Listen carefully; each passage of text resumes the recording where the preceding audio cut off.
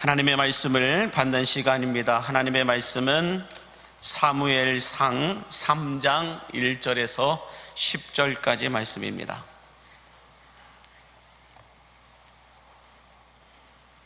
사무엘상 3장 1절에서 10절까지의 말씀 한 절씩 교독하시고 마지막 10절은 함께 합독하여 보도록 하겠습니다. 아이 사무엘이 엘리 앞에서 여호와를 섬길 때에는 여호와의 말씀이 희귀하여 이상이 흔히 보이지 않았더라.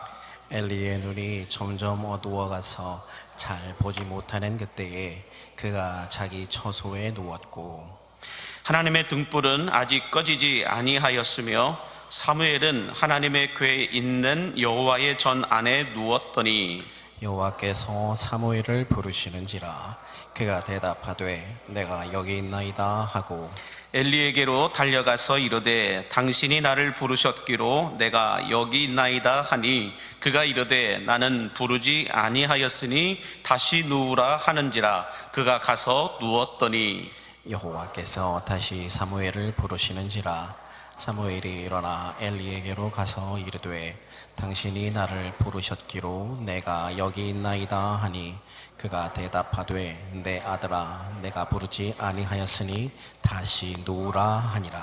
사무엘이 아직 여호와를 알지 못하고 여호와의 말씀도 아직 그에게 나타나지 아니한 때라. 여호와께서 세 번째 사무엘을 부르시는지라 그가 일어나 엘리에게로 가서 이르되 당신이 나를 부르셨기로 내가 여기 있나이다 하니 엘리가 여호와께서 이 아이를 부르신 줄을 깨닫고 엘리가 사무엘에게 이르되 가서 누웠다가 그가 너를 부르시거든 내가 말하기를 여호와여 말씀하옵소서 주의 종이 듣겠나이다 하라 하니 이에 사무엘이 가서 자기 처소에 누우니라. 여호와께서 임하여 서서 전과 같이 사무엘아 사무엘아 부르시는지라. 사무엘이 이르되 말씀하옵소서 주의 종이 듣겠나이다 하니. 아멘. 하나님의 말씀입니다. 할렐루야. 네, 금요 성경 집회에 나와 예배하는 여러분 모두에게 하나님의 말씀이 들리는 은혜와 그 말씀이 믿어지는 축복과 그 말씀이 여러분의 삶 속에서 나타나는 그 은혜와 능력이 충만하게 부어지게 되기를 예수님의 이름으로 축복합니다. 몇 분에게 인사하겠습니다. 명절 잘 보내셨습니까? 라고 인사해 주세요.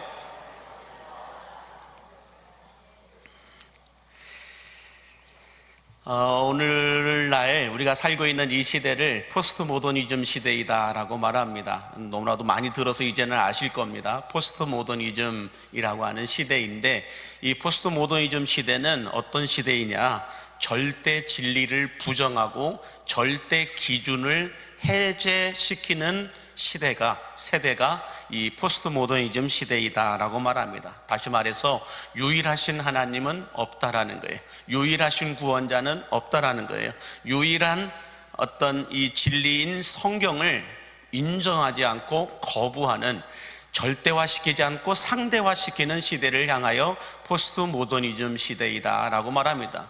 그래서 절대 진리, 절대 기준을 말하는 기독교를 향하여 포스트 모더니즘 시대는 끊임없이 공격하고 있다라고 하는 걸 알 수가 있습니다. 그러나 이런 포스트 모더니즘 시대 속에서도 여러분 부흥하는 교회들이 있고 성장하고 성숙해지는 성도들이 있다라는 것을 알 수가 있습니다. 자, 그런데요, 이렇게 성장하고 성숙한 교회와 성도들의 공통점이 있다라는 거예요. 이 포스트 모더니즘 시대에서 교회가 성장할 수 있는 조건들이 하나도 없음에도 불구하고 이런 포스트 모더니즘 시대 속에서 교회가 성장하고 성도들이 성숙한 이런 교회들의 공통점이 있다라는 것입니다. 그건 뭐냐면 하나님의 은혜가 충만하게 덮일 때 이런 일이 일어나게 된다라는 것입니다. 하나님의 은혜가 그 교회 안에 충만하게 덮일 때에, 하나님의 은혜가 성도들에게 충만하게 덮일 때에 이 포스트 모더니즘 시대에도 하나님의 부흥은 일어난다라는 것입니다. 그래서 여러분, 코로나 시대 때에도 이 포스트 모더니즘 시대라고 하는 21세기에도 교회가 부흥한 교회들, 또 성도들이 성숙한 성도들의 삶을 공통적으로 진단해 보면은 다 하나님의 은혜가 충만하게 덮였다라는 거예요. 그 교회가 갖고 있는 어려움보다도 더 큰 은혜가 덮었다라는 거예요. 그 성도가 갖고 있는 고통이나 고난이나 어려움보다도 더 큰 하나님의 은혜가 덮일 때에 성장하더라는 거예요. 성숙하더라는 거예요. 그런 교회들은 시대를 유행 타지 않고 부흥하더라는 거예요. 다시 말해서 여러분, 하나님의 은혜가 덮이는 예배를 드리고자 몸부림치는 교회는 기독교 혐오주의 시대 속에서도 성장하고 부흥했을 뿐만 아니라 이 하나님의 은혜가 덮이는 예배를 드리는 성도들은 세상이 줄 수 없는 것들, 하나님만이 주실 수 있는 것들을 받아 누리면서 살아가는 은혜 위에 은혜를 누리며 살고 있다라고 말씀드려도 틀리지 않을 거라는 것입니다. 그러므로 여러분, 교회가 하나님의 은혜로 덮이는 예배를 드리고 성도들이 하나님만이 주실 수 있는 은혜를 체험하는 예배를 드릴 수만 있다고 한다면 세상보다 좋은 것이 아니라 세상에 없는 것들을 받아 누리는 복이 임하게 됨을 믿으시기 바랍니다. 바라기는 후회되지 않는 인생이 되고 미련이 없는 세상을 살아갈 수 있도록 하나님의 은혜가 덮이고 하나님의 은혜가 쌓이는 여러분들의 삶이, 여러분들의 신앙이 될 수 있기를 주의 이름으로 간절히 축복합니다. 자, 오늘 본문의 말씀은 이렇게 하나님의 은혜가 덮이고 쌓였던 삶을 살았던 사무엘 선지자를 우리에게 소개하고 있는데요. 먼저 1절 말씀해 보시면 이렇게 말씀하고 있습니다. 시작. 아이 사무엘이 엘리 앞에서 여호와를 섬길 때에는 여호와의 말씀이 희귀하여 이상이 흔히 보이지 않았더라 라고 말씀합니다. 여호와의 말씀이 사무엘이 어렸을 때와 엘리 제사장이 성전에서 성전을 섬길 때에는 하나님의 말씀이 희귀하여서 이상이 흔히 보이지 않았다라고 말씀하는데, 이 말씀은 어떤 말씀이냐면 하나님의 말씀이 희귀하였고 이상이 흔히 보이지 않았다라는 것은 하나님께서 말씀을 들려주시지 않았던 시대이다 라고 말씀하고 있는 겁니다. 하나님께서 말씀하시지 않았던 시대이다. 다시 말해서 하나님의 말씀을 듣는 사람도 없고 그 말씀을 깨달아 아는 사람도 없었다라는 거예요. 특별히 성전에서 날마다 하나님의 음성을 듣는 이 엘리 제사장도 어린 사무엘이 3번씩이나 와가지고 나를 부르셨습니까? 나를 찾으셨습니까? 라고 말함에도 불구하고 이것이 하나님의 음성인지를 몰랐다는 거예요. 그만큼 하나님의 말씀이 제사장들에게까지도 들리지 않았던 시대가 바로 이 엘리 제사장의 시대, 어린 사무엘이 살았던 시대이다라고 말씀하고 있는 것입니다. 자, 그러면 여러분, 이 사무엘과 엘리 제사장 때보다도 어찌 보면은 더 하나님의 말씀이 희귀하여 들리지 않는 이 포스트 모더니즘 시대를 살아가고 있는 이 시대에 우리가 하나님의 은혜가 덮이는 예배자가 되기 위해서는 어떻게 해야 될까? 오늘 이것을 좀 나누어 보기를 원합니다. 이 시대는 사무엘 선지자와 엘리 제사장이 살았던 시대보다도 어찌 보면 사사 시대보다도 더 하나님의 말씀이 희귀한 시대이고 하나님의 말씀이 들리지 않는 시대입니다. 왜 그럴까요? 홍수가 나면 마실 물이 더 없다라고 말씀들 하시듯이 지금 이 시대는 말씀 홍수 속에 살아갑니다. 설교의 홍수 속에 살아갑니다. 유튜브만 쳐보면 전 세계 어떤 목사님 설교이든 다 볼 수 있고 알 수 있는 말씀의 홍수 시대, 설교의 홍수 시대 속에 살아가고 있기 때문에 진짜 하나님의 말씀을 들을 수 있는 시대가 아니다라고 말씀하시는 분들도 있습니다. 진짜 하나님의 말씀을 듣기가 너무 힘들고 어려운 시대이다라고 말씀하고 있다라는 거예요. 이런 시대 속에, 이런 포스트 모더니즘 시대 속에 우리가 하나님의 은혜가 덮이는 이런 예배자의 삶을 살아가기 원하는데, 하나님의 은혜가 덮이는 예배자들은 어떤 사람들일까? 그 첫 번째는 이렇게 말씀하고 있습니다. 하나님께 가까이 있어야 한다라는 거예요. 하나님의 은혜가 덮이는 자의 삶을 살아가기를 원한다면, 하나님의 은혜가 덮이는 예배자가 되기를 원한다면 하나님께 가까이 있어야 된다라는 거예요. 자, 오늘 본문 3절 말씀에 보면 이런 말씀이 있습니다. 오늘 본문 3절 시작. 하나님의 등불은 아직 꺼지지 아니하였으며 사무엘은 하나님의 궤에 있는 여호와의 전 안에 누웠더니 라고 말해요. 하나님의 궤가 있는 성전 안에 사무엘은 누웠다. 교회에서 잤다라는 거예요. 교회 어느 구석에서 궤가 있는 가까이에 있는 성전 안 어디에서 이 사무엘이 누워 자고 있었다라고 말씀하고 있는 겁니다. 자, 여러분, 성경에는 가까이 있다가 복을 받은 사람들의 이야기가 상당히 많이 소개되고 있습니다. 가까이 있다가, 하나님께 가까이 있다가, 교회에 가까이 있다가, 말씀에 가까이 있다가 복을 받은 사람들의 이야기들로 많이 쓰여져 있는데, 첫 번째로 사도행전 1장 22절에 보면 이런 말씀이 있죠. 사도행전 1장 22절 시작. 항상 우리와 함께 다니던 사람 중에 하나를 세워 우리와 더불어 예수께서 부활하심을 증언할 사람이 되게 하여야 하리라 라고 말합니다. 여러분, 여기 보시면 항상 우리와 함께 다니던 사람 중에 라는 말이에요. 이 말은 예수님과 항상 가까이 있었다라는 거예요. 12 제자들과 항상 함께 따라다녔다라는 거예요. 그 사람 중에 한 사람을 가룟 유다를 대신하여 예수님의 부활을 증언할 자로 우리가 세우자 해서 마띠아가 세움을 받게 됩니다. 예수님의 12 제자 반열 안에 다시 들어가게 되죠. 자, 이렇게 항상 우리와 함께 다니던 사람 중에, 항상 예수님과 가까이 있었고 항상 12 제자들과 가까이 있었던 그 사람 중에 하나를 예수님의 제자로 세웠다라고 말씀하고 있죠. 또 누가복음 10장 39절과 42절에 보면 이렇게 말씀해요. 시작. 그에게 마리아라 하는 동생이 있어 주의 발치에 앉아 그의 말씀을 듣더니 마리아는 이 좋은 편을 택하였으니 빼앗기지 아니하리라 라고 말씀하고 있습니다. 예수님과 그의 일행들이 이 나사로의 집에 들어왔을 때 마르다와 마리아가 분주하게 이 손님들 대접하니라고 마르다는 부엌에서 열심히 일하고 있었는데, 마리아는 언니를 도와주지 않고 예수님 발치에 앉아서 주의 말씀을 들었다라고 말씀하고 있어요. 예수님 발치에 앉아서, 예수님 바로 옆에 가까이에 앉아서 주의 말씀을 들었다라는 거예요. 여기에서 우리가 착각하지 말아야 될 것은, 식당 봉사하는 사람들은 그러면 쓸데없고 그냥 예배만 드리는 사람들이 진짜냐? 아니라는 거예요. 우선순위가 무엇인가를 먼저 말씀해 주고 있는 겁니다. 하나님의 말씀을 듣는, 예배를 드리지 않고 봉사하는 건 아니라는 거예요. 여러분, 교회학교 교사들도 거듭해서 말씀드리지만, 교회학교 교사들도 교회학교 봉사만 하지 본인의 예배를 드리지 않는 건 마르다가 되는 거예요. 식당 봉사자들도 마찬가지. 왜 일요일 아침에 일부 때 와가지고 예배 드리고 식당에 가서 봉사할까요? 마르다가 아니라 마리아가 되기 위해서예요. 마리아가 말씀만 듣고 아무 일도 안 했을까요? 아니에요. 말씀을 듣는 일이 우선이다라고 예수님이 말씀하셨다라는 거예요.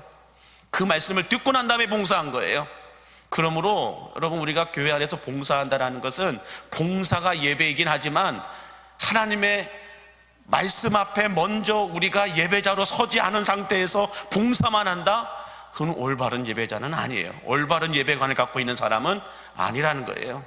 그래서 제가 거듭해서 말씀드리는 것은, 찬양단도, 찬양대도, 식당 봉사자들도, 또 어떤 이 교회 안에서 헌신하고 봉사한다라는 이 모든 분들은 그 봉사를 하기 전에, 헌신을 하기 전에 내가 먼저 온전히 하나님 앞에 예배하는 시간이 있어야 돼요. 그러지 않고서는 반쪽짜리 예배예요. 반쪽짜리 헌신이에요. 그래서 예수님은 마리아를 향하여 뭐라고 말씀해요? 빼앗기지 않는 은혜를 받았다라고 말씀하고 있어요. 빼앗기지 않는 은혜를 받았다라고. 저는 여러분들도 빼앗기지 않는 은혜가 있게 되기를 간절히 바랍니다. 이 외에도 요한복음 13장 23절에 보면 또 이런 사람을 소개합니다. 시작. 예수의 제자 중 하나 곧 그가 사랑하시는 자가 예수의 품에 의지하여 누웠는지라 라고 말해요. 여러분, 예수님과 가까이 하라고 하니까 아예 예수님 품에 안겨 누워버렸어요. 예수님 품에 안겨 누울 정도로 예수님께 가까이 있었던 제자가 있었다라는 것입니다. 이 사람은 최후의 만찬 때에도 예수님 바로 옆에서 예수님 팔 베개를 잡고 누워있던 사람 중에 하나예요. 그 사람 누굴까요? 사도 요한입니다. 자, 이 사도 요한에게 예수님은 무엇을 맡기실까요? 자신의 어머니 마리아를 맡깁니다. 그래서 요한복음 19장 26절에 보면 이렇게 말씀하죠. 시작. 예수께서 자기의 어머니와 사랑하시는 제자가 곁에 서 있는 것을 보시고 자기 어머니에게 말씀하시되 여자여 보소서 아들이니이다. 그래요. 예수님이 십자가 위에서 예수님의 어머니 마리아와 사랑하시는 제자 사도 요한이 같이 서 있는 걸 보고 뭐라고 말씀하세요? 예수님이 어머니 마리아에게 여자여 보소서 아들이니이다 라고 말씀합니다. 여러분, 이 사도 요한이 나중에 어떤 복을 받았어요? 후에 다른 제자들은 다 흩어져서 순교를 당합니다. 그러나 이 사도 요한은 순교당하지 않고 반모섬에 가서 천국을 환상으로 보며 요한계시록을 기록하게 됩니다. 뿐만 아니라 예수님의 어머니 마리아를 어머니로 섬기면서 가장 오랫동안 살았던 예수님의 제자가 됩니다. 다른 제자들은 순교당했어요. 그러나 이 사도 요한은 제일 오래 살았던 제자 중에 한 사람으로 기록되어 있다는 것입니다.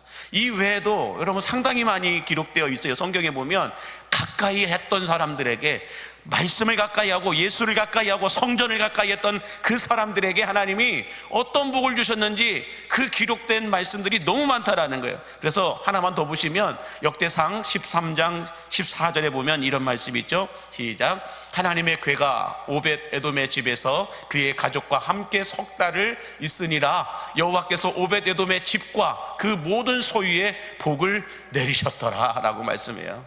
하나님의 궤와 가까이에 있으니까 하나님이 오베데돔과 그의 온 집과 또한 그의 모든 소유에 복을 주셨더라라고 말씀하고 있습니다.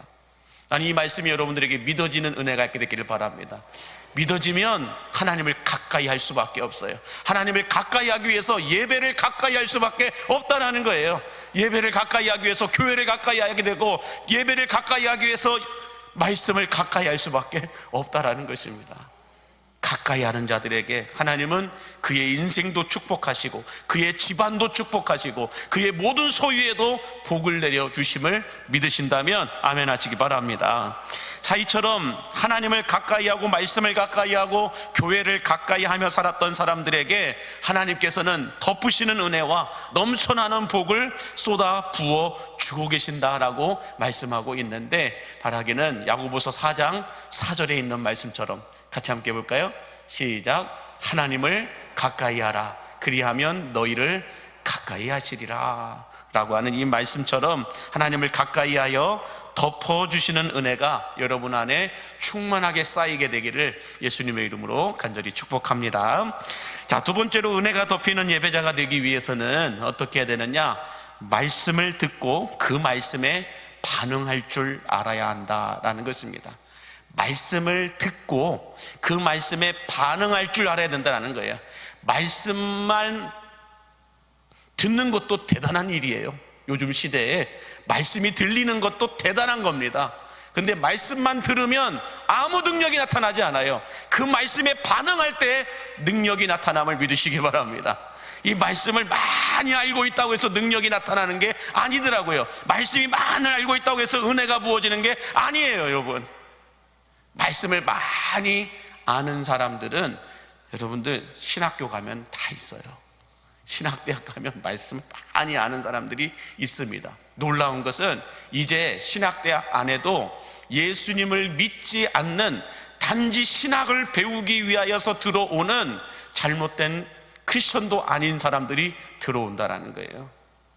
이스라엘 히브리 대학에 여러분들 말씀을 드렸던 적이 있죠. 히브리 대학에 이제는 들어오는 그 신학생들이라고, 우리로 말하면 신학생들이라고 하는 사람들 가운데 이슬람 교도들이 있어요. 이슬람 교도들이 신학을 배우기 위해서 와요. 지식을 배우기 위해서 오는 것이지 하나님을 배우기 위해서 들어오는 게 아니더라는 거예요. 그 외에 더 놀라운 사실은 총장도 기독교인이 아니라는 거예요. 요즘 시대가 이렇게 돼버렸습니다. 한국이라고 안전할까요? 이제 여러분, 한국의 신학대학 통합 측에만 7개가 있습니다. 7개 신학대학이 있는데 그 신학대학이 요즘에 어떻게 될까요? 미달이 되어서 이제는 유지가 불가능한 시대가 되어버렸어요. 그러다 보니 다른 과를 만들고 다른 운영을 하기 위해서 세상의 다른 종합적인 운영을 같이 진행하고 병행하게 됩니다. 그러다 보니 신학대학 안에 신학생이 아닌 사람들이 더 많이 들어와 있고, 그 신학생들이 아닌 일반 대학생들이 더 많이 들어와 보니까 총장도 이제는 신학도가 아닌, 목사가 아닌, 신학 박사가 아닌 일반 사람이 신학대학 총장에 들어서게 되는 이런 날이 온다라는 거예요. 이것은 이미 이스라엘에도 다른 유럽권에 있는 교회들, 그런 시대의 신학대학교들이 그대로 지금 진행되고 있다는 거예요. 우리나라도 이제 멀지 않았다는 거예요. 신학대학인데 총장이 예수를 안 믿어요. 그런 시대가 이제 곧 도래하게 된다는 것입니다. 그러므로 말씀을 많이 아는 것도 중요합니다. 그러나 한 말씀만이라도 살아내는 게 더 중요합니다. 그 말씀을 살아낼 때 능력이 나타난다는 거예요. 그래서 오늘 본문 4절에서 6절 말씀에 보시면 이렇게 말씀하죠. 시작. 여호와께서 사무엘을 부르시는지라 그가 대답하되 내가 여기 있나이다 하고 엘리에게로 달려가서 이르되 당신이 나를 부르셨기로 내가 여기 있나이다 하니 그가 이르되 나는 부르지 아니하였으니 다시 누우라 하는지라. 그가 가서 누웠더니 여호와께서 다시 사무엘을 부르시는지라. 사무엘이 일어나 엘리에게로 가서 이르되 당신이 나를 부르셨기로 내가 여기 있나이다 하니 그가 대답하되 내 아들아 내가 부르지 아니하였으니 다시 누우라 하니라 라고 말씀합니다. 자, 여러분, 어린 사무엘에게 하나님의 말씀이 들릴 때 이 어린 사무엘이 여러분 어떻게 합니까?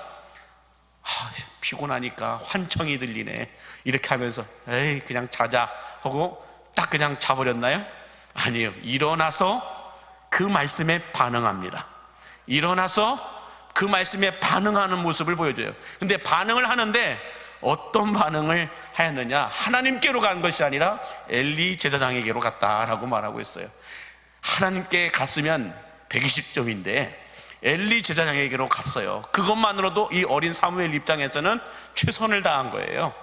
그래서 이 어린 사무엘이 엘리 제사장에게 가서 저를 부르셨습니까? 라고 가서 들은 말씀에 반응한다라는 거예요. 부르셨으니 일어나 갔다라는 거예요. 엘리 제사장이 부른 줄 알고 갔다라는 거죠. 이것은 반응했다라는 거예요. 말씀에 반응했다라는 거예요. 그러자 이 엘리 제사장이 난 널 부르지 않았다. 가서 자거라. 두 번째 와서도 부르셨습니까? 아니 안 불렀다니까. 가서 자. 이렇게 얘기를 했겠죠. 자, 그런데 여러분 이 어린 사무엘이 왜 이랬을까? 하나님께로 가지 못하고 왜 엘리 제사장에게로 갔을까? 그 이유를 7절에서 이렇게 말씀하고 있습니다. 7절 같이 보겠습니다. 사무엘이 아직 여호와를 알지 못하고 여호와의 말씀도 아직 그에게 나타나지 아니한 때라 라고 말씀합니다. 여기서 여호와를 알지 못하고 라고 하는 말은 아직 어린 사무엘이 하나님을 만나본 적이 없다라는 거예요. 두 번째로 여호와의 말씀이 나타나지 않았다라고 하는 것은 이 하나님의 말씀의 능력을 어린 사무엘이 체험해 본 적이 없다라는 이야기예요. 하나님을 만나본 적도 없고 하나님의 능력을 체험해 본 적도 없다 보니 말씀이 들릴 때에 자기의 이름을 부르는 그 말씀이 들릴 때에 이 어린 사무엘이 어떻게 해요? 엘리 제사장에게로 가는 겁니다. 하나님께로 가야 된다.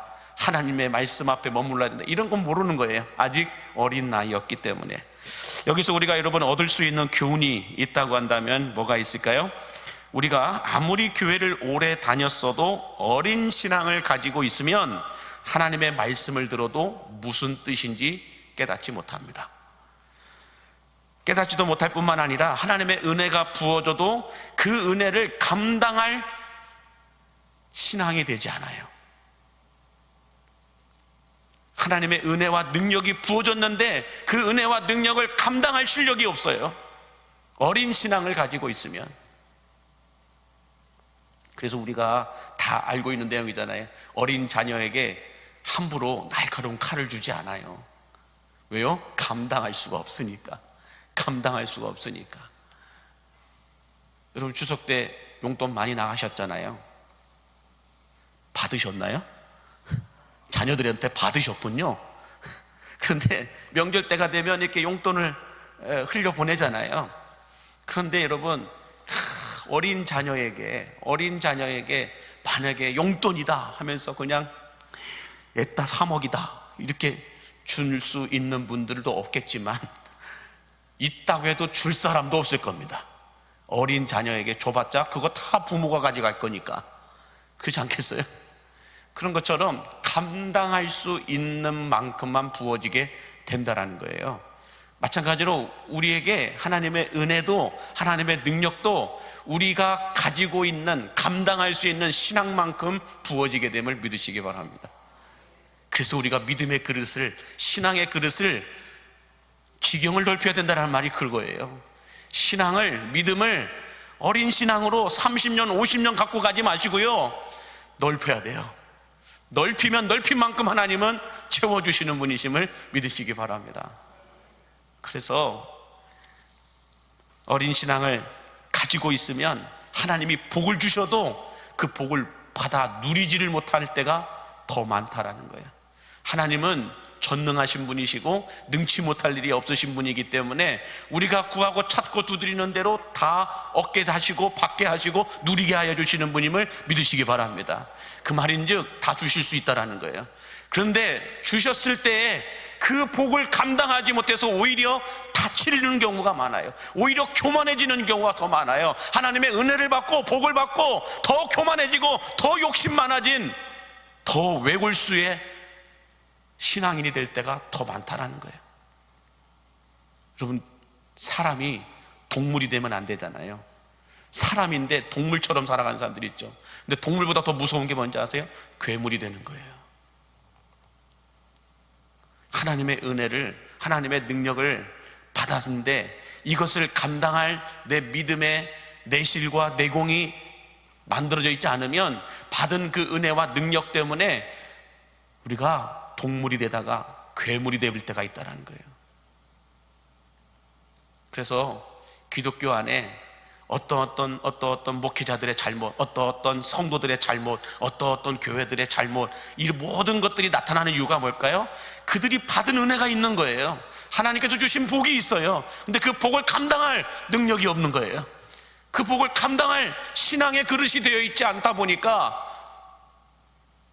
어린 신앙으로 칼자루를 휘어들고 움직이다 보니까 교회를 쪼개버리는 거예요. 어린 신앙으로 받은 은혜가 더 크다 보니까 그걸 갖고 범죄를 저질러요. 음란하게 돼버리고 그걸 가지고 폭력을 행사하게 되고 그걸 가지고 내 권력을 만들어서 좌우지하는 이런 기독교의 역사가 있었다고요. 그 이유가 뭘까요? 하나님이 주신 은혜를, 하나님이 주신 이 복을 사용할 줄 모르는 거예요. 감당이 안 되는 거예요, 내가. 그러므로 신앙 연수를 자랑할 것이 아니고, 우리가 직분을 자랑할 것이 아니고, 우리가 무엇을 더 집중해야 되냐, 내 신앙의 깊이와 넓이를 우리는 집중해야 할 줄로 믿습니다. 더 깊어지도록 우리가 내공을 쌓아야 돼요. 우리의 영성 온도가 더 높아지도록 우리가 집중해야 돼요. 그러지 않으면 하나님이 주시는 복도 우리는 누리지 못하고 살아갈 때가 더 많다라는 것입니다. 자, 그런데 어린 사무엘은 어린 사무엘이라 쳐요. 놀라운 분이 또 한 분 있죠. 엘리 제사장이라는 사람이 있어요. 어린 신앙을 가지고 있던 사무엘이지만 사무엘은 말씀을 들었을 때에 자기의 영적 수준에 맞게끔 말씀대로 반응하였습니다. 그래서 엘리 제사장에 가서 저를 부르셨습니까? 어린 사무엘이 할 수 있는 최선의 모습이었어요. 왜요? 하나님을 만나본 적도 없고 하나님의 능력을 체험해 본 적도 없기 때문에 부르셨으니 나를 지금 이 시간에 이 장소에서 이 교회 성전 안에서 나를 부를 수 있는 분은 엘리 제사장밖에 없다라고 생각하고 이 어린 사무엘은 자기 수준에 맞게끔 엘리 제사장에게 가서 나를 부르셨습니까? 라고 최선의 모습을 보여줬다는 거예요. 최선의 반응을 보였다는 거예요. 그렇다면 어린 사무엘은 최선을 다한 거예요. 그렇다고 한다면 그 반대로 엘리 제사장은 왜 그럴까요? 엘리 제사장은 사무엘이 3번이나 와서 저를 부르셨습니까? 아니다, 넌 부른 적이 없다. 아닌데요, 부르셨는데요. 저는 저를 부르셨길래 제사장님이 부르신 줄 알고 목사님이 부른 줄 알고 저는 왔습니다. 그런데 아니다, 가서 차라. 그리고 소도 차요. 그러다가 또 왔습니다. 또 왔고 부르셨습니까? 아니라니까, 가서 차. 그리고 또 세 번째 또 왔습니다. 아니라니까. 그때 가서야 깨달아요. 그때 가서야 엘리 제사장이 하나님이 지금 어린 사무엘을 부르시고 계시는 거구나. 그러면 넌 다음에 다시 그 음성이 들리거든 말씀하옵소서, 주의 종이 듣겠나이다. 이 말을 하라라고 가르쳐 줍니다. 그 다음에 여러분 어떻게 됐을까요? 그 얘기를 들었으면 이런 성전에서 하나님의 말씀을 듣고 하나님의 말씀을 가르치는 제사장이라고 했으면 어떻게 해야 돼요? 그 어린 사무엘을 따라가는 게 맞아요. 어린 사무엘이 어떻게 하고 있는지, 어린 사무엘 하나님이 부르셨을 때 엘리 제사장도 그 옆에 가서 서 있어야 되는 게 그게 정상이에요. 여러분, 함께 가지 않아요. 엘리 제사장은 퍼질러 찹니다. 이런 걸 퍼질러 찬다라고 얘기하는 거예요. 적어도 여러분, 말씀이 희귀하여서 이상이 흔히 보이지 않았던 그 시대에 하나님의 말씀이 어린 사무엘에게 들렸다고 한다면 하나님을 만나는 그 예배와 기도의 자리에 엘리 제사장은 함께 동행했어야 정상이에요. 그게 제사장이에요. 그러지 않을까요? 여러분, 담임 목사가 있어요. 성도들이 성령에 이끌려서 밤마다 교회 와가지고 부르짖어 기도하는데 담임 목사가 안 와요? 그게 정상이에요, 여러분? 아닙니다. 성도들이 두세 사람이라도 와가지고 교회에서 기도한다고 하면 목사는 그래도 와서 봐야 돼요. 그게 정상이죠. 그렇지 않겠습니까? 근데 엘리 제사장은 퍼질러 찼어요. 어린 사무엘은 하나님 말씀하시면 말씀하옵소서, 주의 종이 듣겠나이다 라고 하면은 하나님이 알아서 하실 것이다 이렇게 가르쳐주고는 본인은 어떤 액션을 취하였다, 어떤 반응을 하였다라는 말씀이 하나도 없어요. 여기서도 우리가 알 수 있는, 얻을 수 있는 교훈이 있다면 하나님께서는 나이 따라, 직분 따라, 신앙의 연수 따라 말씀하시는 분이 아니시다라는 거예요. 다시 말해서 하나님의 말씀을 들을 수 있고 그 말씀대로 반응할 수 있는 사람이 되기 위해서는 우리가 올바른 예배관을 가지고 있어야 된다는 거예요. 오늘날 크리스천들이 가지고 있는 예배관을 보면 여러분 어떤 예배관을 가지고 있을까요? 잘 들어보세요. 예배는 내가 드리는 것이고 하나님께서 받으시는 것이다. 다시 말해서 내가 찬송을 드리고 내가 기도를 하고 내가 설교를 듣고 내가 헌금을 드리면 하나님께서 들으시고 응답하신다 라고 생각합니다. 맞는 말일까요? 틀린 말일까요? 맞는 말일까요? 틀린 말일까요?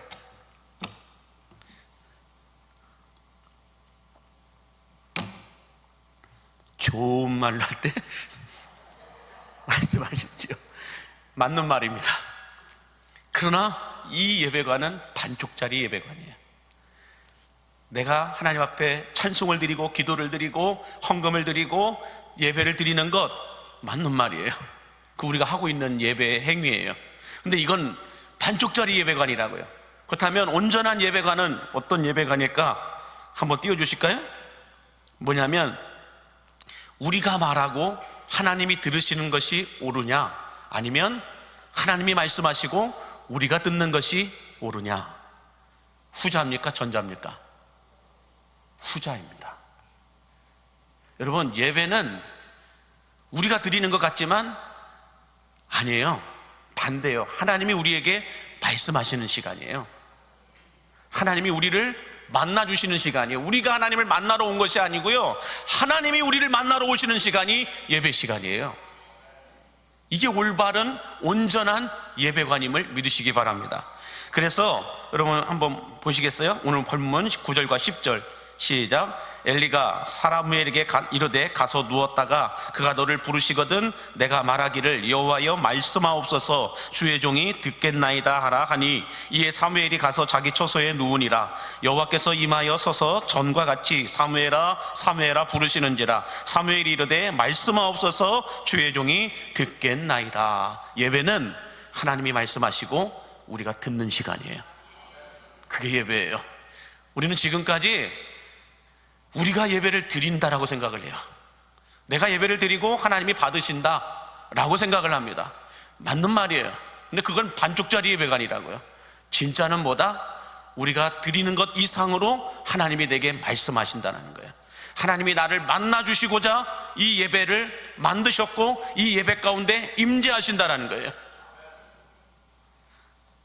그래서 여러분, 사무엘 선지자도 엘리 제사장도 말씀하옵소서 주의 종이 듣겠나이다 라고 말씀합니다. 이것이 참된 예배를 드리는 사람들에게서 나타나는 현상이라는 거예요. 그러므로 여러분, 우리가 찬송할 때 하나님 말씀하십니다. 우리가 착각하지 말아야 될 것이 설교 시간에만 하나님이 말씀하신다? 그건 착각이에요. 예배는 하나님이 말씀하시는 시간이에요. 예배 모든 시간이 하나님이 말씀하시는 시간임을 믿으시기 바랍니다. 그래서 우리가 찬송할 때도 하나님은 누군가에게 말씀하십니다. 우리가 기도할 때에도 하나님은 누군가에게 말씀하십니다. 우리가 성경을 봉독할 때에도 주님은 우리에게 말씀하시고, 우리가 설교를 들을 때에도 하나님은 말씀하실 뿐만 아니라 우리가 헌금을 드릴 때에도 주님은 말씀하십니다. 여러분, 헌금하는 게 뭐 하나님이 말씀하시는 시간이냐라고 생각할 수 있어요? 아니에요. 여러분, 착각하지 마세요. 여러분들이 내어놓은 기도의 제목들, 감사의 제목들 제가 여기에서 다 읽어드리잖아요. 그 읽어드리는 그 말씀이 이거 제가 선포되는 그 순간에 그 사람에게 하나님의 말씀이 임해요. 이게 하나님 말씀하시는 거예요.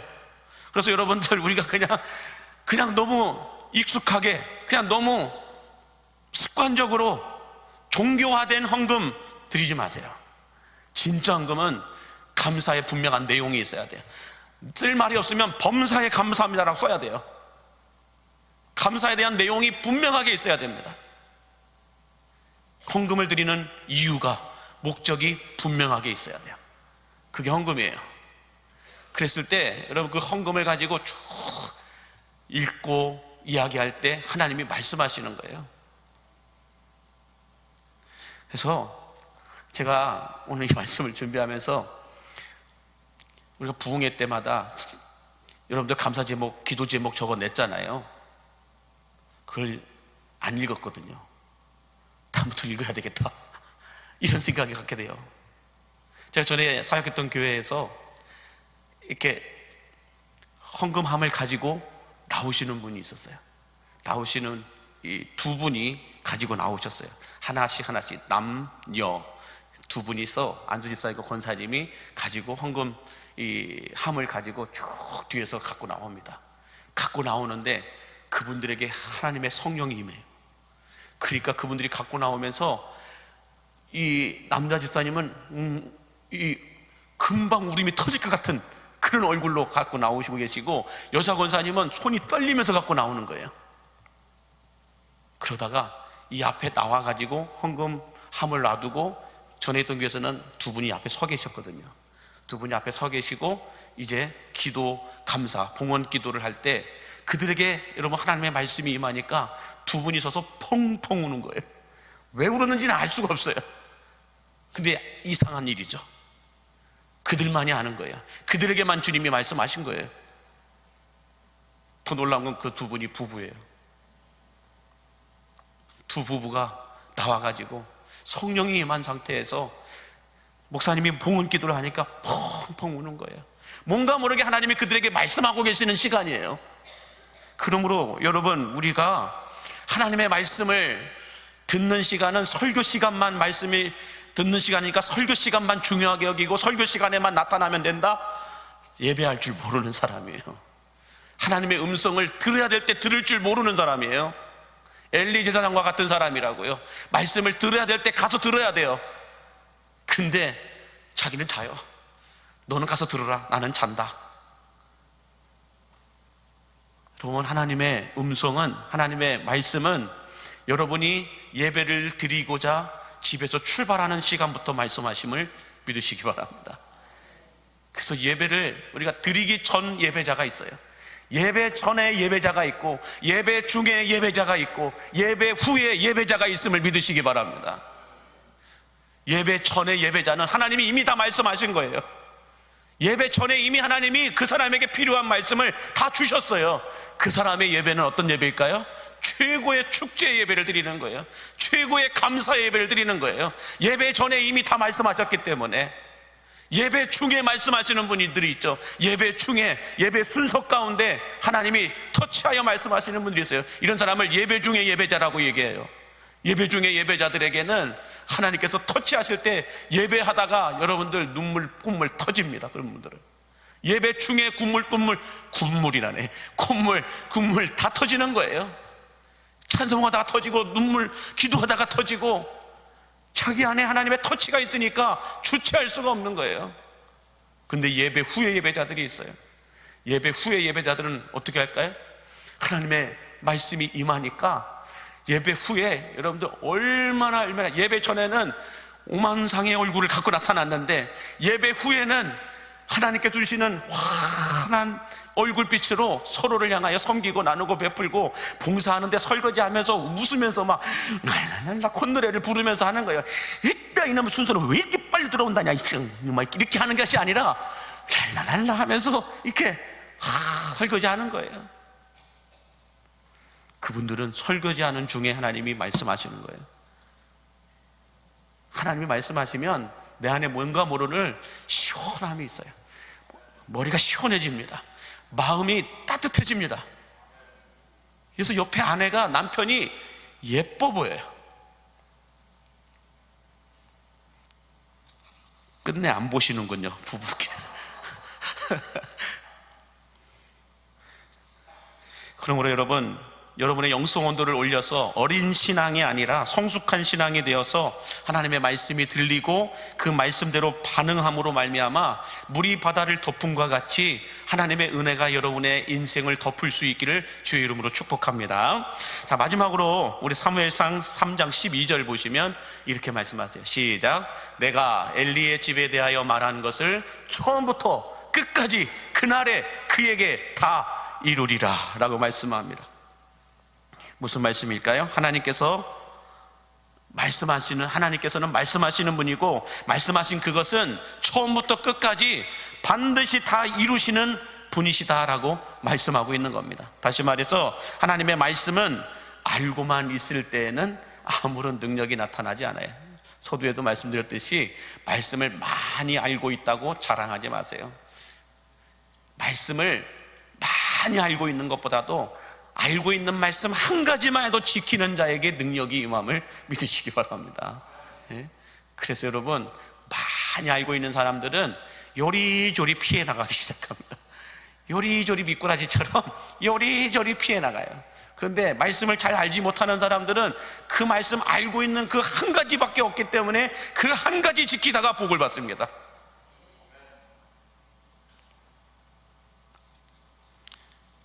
그러므로 여러분, 우리가 어둠의 권세를 물리칠 수 있는 가장 강력한 무기는 하나님의 말씀인데, 그 말씀을 칼집에서 칼을 빼는 작업이 뭐예요? 말씀에 반응하는 거예요. 말씀을 많이 알고 있는 것은 칼을 칼집에 꽂아 놓은 것과 같은 거예요. 여러분, 칼집에 칼을 꽂아 놓은 상태에서는 이 사람의 실력이 어느 정도 되는지 알 수가 없어요. 그리고 그 칼집 안에 들어있는 칼을 가지고는 누구도 죽일 수가 없어요. 물리칠 수가 없어요. 그냥 아프기만 하지 죽지는 않아요. 여러분, 칼집 가지고 아무리 때려보십시오. 죽나? 아프기만 하지 안 죽어요. 그런데 칼집에 있는 칼을 싹 빼가지고 그 칼을 가지고 한번 베어보십시오. 아프지 않고 죽어요. 그냥 아프다가 아프지도 못하고 죽을 때가 더 많아요. 마찬가지로 여러분, 우리에게 있어서 무기인 칼은 뭐예요? 하나님의 말씀이에요. 에베소서 6장에 나와 있잖아요. 성령의 검, 곧 하나님의 말씀을 가지라. 검은 딱 하나예요. 말씀밖에 없어요. 이 말씀을 칼집에 두고 살아가는 사람들이 있고, 칼집에서 빼내어 칼을 휘두르며 살아가는 사람들이 있어요. 근데 그 사람들이 누구냐? 말씀대로 반응하는 사람들이에요. 말씀대로 살아가는 사람들이에요. 그래서 여러분, 말씀을 많이 알고 있는 사람들이 여러분, 마귀와의 싸움에서 이길 것 같아요? 지더라고요. 마귀와의 영적 전쟁에서, 마귀와의 영적 권세와의 싸움에서 말씀을 어렸을 때부터 많이 들어서 이런저런 훈련도 다 받아갖고 머리는 이따만하게 커진 사람들이 있거든요. 그래서 딱 설교 본문 보자마자 아, 오늘 설교 내용 뭐뭐구나 다 아는 사람들이 있어요. 근데 여러분, 알고 있다고 해서 그것을 내가 살고 있다라고 착각하지 마세요. 알고 있는 것과 살고 있는 건 틀린 거예요, 여러분. 그런데 내가 말씀은 뭐 많이 몰라요. 예수 믿은 지도 얼마 안 됐고요.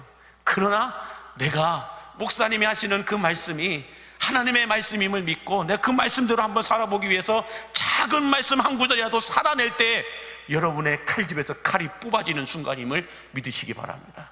마귀는 여러분이 많이 알고 있는 말씀을 많이 알고 있는 칼집 가지고 아무리 휘둘러봤자 콧방귀도 안 낍니다. 어디 한번 재롱 부려봐라, 어디 한번 많이 휘둘러봐라, 내가 죽나? 안 죽어요. 그러나 아주 어린아이와 같이 조그마한 말씀 한 구절이지만 그 말씀 한 구절을 내가 지키기 위해서 순종하고 반응하기 시작하면 마귀는 두려워 떠는 거예요. 그 말씀이 칼집에서 뽑아내어지게 되면서 긴 장도가 아니더라도 짧은 칼날이라도 칼날로 베어지면 아픕니다. 아프다 못해 피나고 죽습니다. 마귀는 말씀을 살아내는 사람을 두려워하지 말씀을 많이 알고 있는 사람을 두려워하지는 않아요. 그러므로 우리가 하나님의 말씀을 왜 듣고 지키는 일에 성공해야 되느냐? 그 이유는 딱 하나입니다. 여러분의 영혼이 살아나고 여러분의 영혼이 살아나야 영혼이 잘된 같이 범사가 되는 복을 받을 수 있기 때문임을 믿으시기 바랍니다. 이 말씀이 이사야서 55장인가요? 55장 3절에 이렇게 기록되어 있습니다. 같이 읽겠습니다. 너희는 귀를 기울이고 내게로 나와 들으라. 그리하면 너희 영혼이 살리라. 내가 너희를 위하여 영원한 언약을 맺으리니 곧 다윗에게 허락한 확실한 은혜니라. 이 말씀이 여러분들에게 믿어지게 되기를 바랍니다.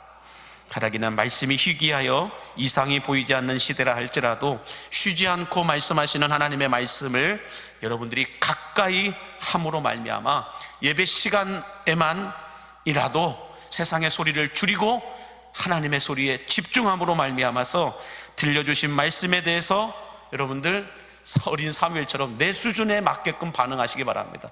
어떤 막 괜찮아 보이는 사람들의 모습대로 반응하려고 하지 마시고요, 내 신앙의 수준만큼 반응하면 되는 거예요. 중요한 건 반응을 하느냐 반응하지 않느냐예요. 반응하면 기적과 능력과 역사는 일어납니다. 그러나 반응하지 않으면 100년을 믿어도 아무 일도 일어나지 않아요. 그 사람에게는 칼집 속에 있는 칼은 아무 능력이 없습니다. 칼집은 칼집에서 빼낼 때 칼은 능력이 있고 위엄을 발휘하게 됨을 믿으시기 바랍니다. 그럴 때 여러분의 영혼이 살아나고 여러분이 영혼이 살아나야 범사가 잘 되고 장수할 수 있는 은혜가 있게 됨을 믿으시기 바랍니다. 기도하겠습니다. 만복의 근원 되신 하나님, 말씀이 희귀하여 이상이 흔히 보이지 않았던 엘리 제사장 시대처럼 말씀이 보이지 않고 들리지 않고 나타나지 않는 이 오늘날 포스트 모더니즘 시대에도 하나님의 말씀이 임하는 광림교회가 되고 말씀이 들리는 광림의 성도들이 되게 하여 주옵소서. 말씀이 들릴 수 있도록 하나님을 가까이 하게 하여 주시고 설교가 아니라 하나님께 집중하는 예배자들이 되게 하여 주시어서 하늘이 열리고 예배가 열리고 성경이 열리어 우리의 영혼이 살아나고 우리 인생이 흥왕케 되어지게 하여 주옵소서. 말씀을 많이 알고 있는 것을 넘어서서 작은 말씀 한 말씀이라도 말씀을 살아냄으로 말미암아 성령의 검이 우리 안에서 휘둘러짐으로 말미암아 악한 음부의 권세들이 한 길로 왔다가 7길로 도망가게 되는 역사가 있게 하여 주옵소서. 오늘 또 기도하다가 찬송하다가 말씀을 듣다가 하나님의 음성을 듣게 되는 광림의 성도들 되게 하여 주시옵시고 그 말씀대로 반응함으로 말미암아 하늘의 능력과 권세를 체험하는 저들의 삶이 되게 하여 주옵소서. 예수님의 이름으로 축복하며 기도하옵나이다. 아멘.